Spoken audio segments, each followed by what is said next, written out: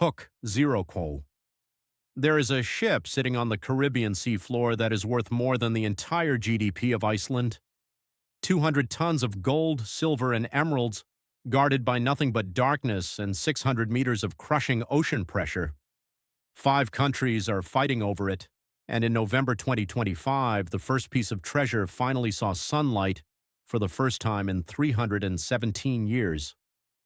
Intro 0.15. This is the San José, a 64-gun Spanish galleon that exploded and sank on June 8, 1708, during a battle with the British Navy. Its cargo, estimated at $20 billion in today's prices, makes it the single most valuable shipwreck ever discovered, and the fight over who gets to keep it has turned into one of the most complex legal battles in maritime history. The ship 0050.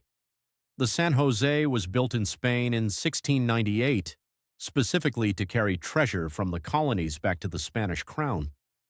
128 feet long, armed with 64 bronze cannons across 3 decks, crewed by 600 men. In the spring of 1708, the San José sat in the port of Portobello, Panama, being loaded with the accumulated wealth of South America.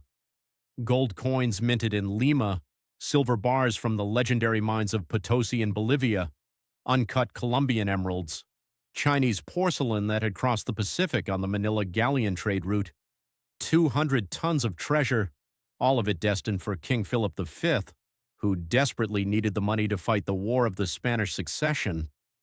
But there's something you should know about that silver from Potosi. The mountain they called Cerro Rico, the Rich Mountain, was one of the deadliest mines in human history. An estimated 8 million indigenous people and African slaves died extracting silver from its tunnels over 3 centuries. Every bar of silver on the San José was paid for in blood. The explosion 3:30.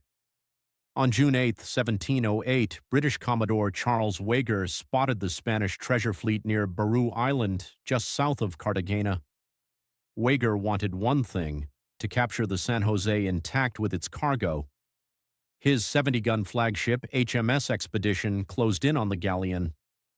For about an hour, the 2 ships traded broadside cannon fire at close range.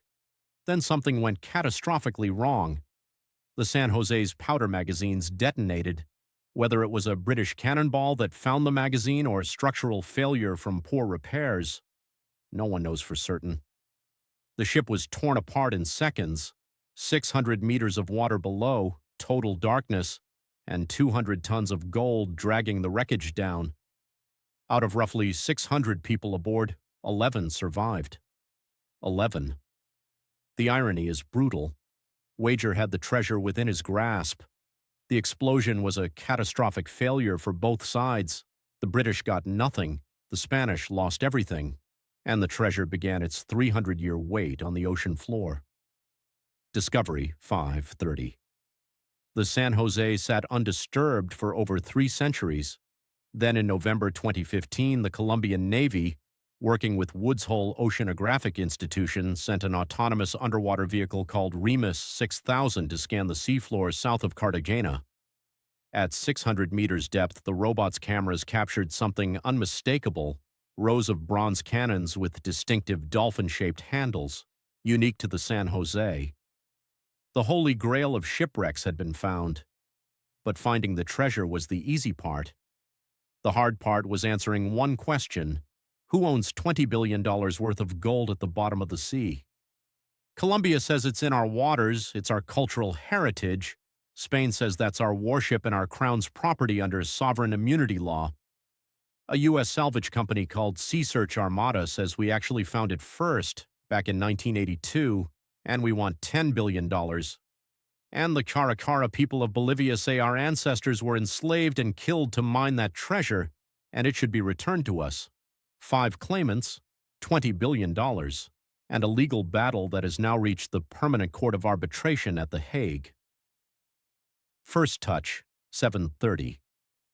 While the lawyers fought, Colombia started recovering artifacts. On November 19, 2025, in Cartagena, President Gustavo Petro unveiled the first objects ever recovered from the San José: a bronze cannon, 3 gold coins, and a porcelain cup, 317 years since those coins last saw sunlight.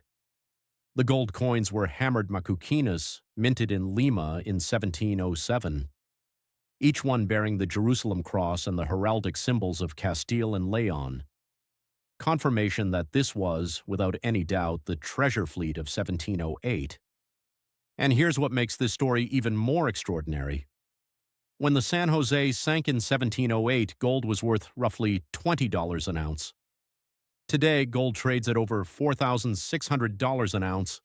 The treasure has been sitting on the ocean floor, doing nothing, and its value has multiplied over 200 times. Every single day that passes, the San José becomes worth more. Conclusion plus. CTA 9.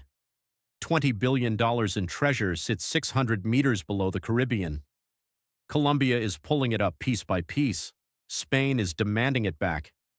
A U.S. company wants $10 billion for finding it, and the descendants of the people who were enslaved to mine it are asking for justice.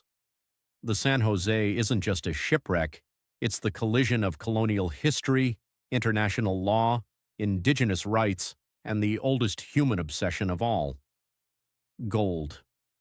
If you haven't seen our first episode about the 8 tons of Aztec gold still buried under Mexico City, go watch that next. And tell me in the comments, if you were the judge at The Hague, who would you give the treasure to? Subscribe so you don't miss the next episode.